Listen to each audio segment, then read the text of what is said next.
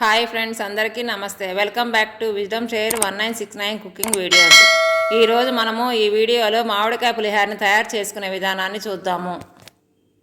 దీనికోసం ముందుగా 2 medium size మామిడికాయలని తీసుకొని శుభ్రంగా చిక్కు తీసి వాష్ చేసుకొని ఒక మామిడికాయని తురుముకొని ఒక మామిడికాయని చిన్న ముక్కలుగా కట్ చేసుకొని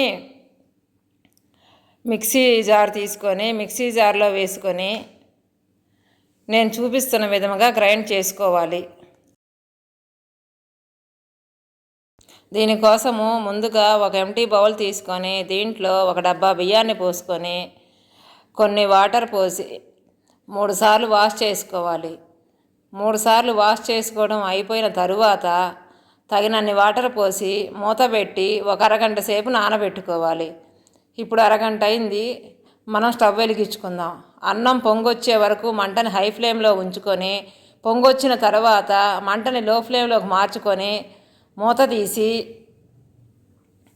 అన్నం ఉడికిందో లేదో ఒకసారి చూసుకుందాము.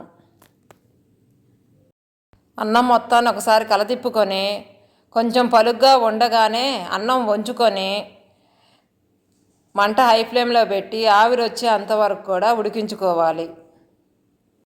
ఇప్పుడు స్టవ్ మీద ఒక కళాయి పెట్టుకొని నీళ్ళన్నీ ఆవిరైపోయే అంతవరకు మంటని హై ఫ్లేమ్లో ఉంచుకొని ఒక 2 స్పూన్లంతా బటర్ను వేసుకొని బటర్ అంతా కరిగిన తరువాత కొంచెము ఆయిల్ని వేసుకొని ఆయిల్ కూడా వేడెక్కిన తరువాత మంటని లో ఫ్లేమ్లోకి మార్చుకొని 1 స్పూను పోపు దినుసులు,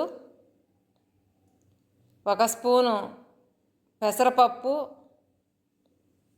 1 పావు స్పూను ఇంగువ కూడా వేసి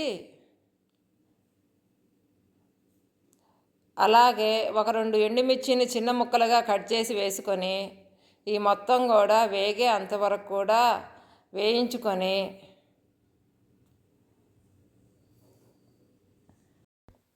సుమారు 1 అరకప్పు శనగిత్తులను కూడా వేసి అవి కొంచెం వేగిన తరువాత మనం పొడుగ్గా తురుక్కున్న పచ్చిమిర్చిని కూడా వేసి అవి కూడా కొంచెం మగ్గిన తర్వాత ఒక 15-20 జీడిపప్పులను కూడా వేసుకొని ఇవన్నీ వేగిన తరువాత మనం గ్రైండ్ చేసి పెట్టుకున్న మిశ్రమాన్ని కూడా వేసుకొని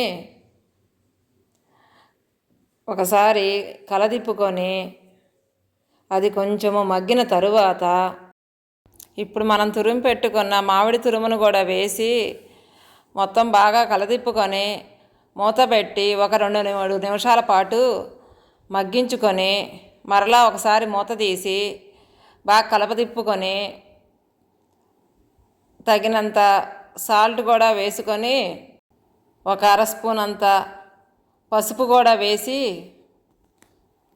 కలదిప్పుకొని మూత పెట్టి 2-3 నిమిషాల పాటు మగ్గించుకొని స్టవ్ ఆపేసుకుందాం.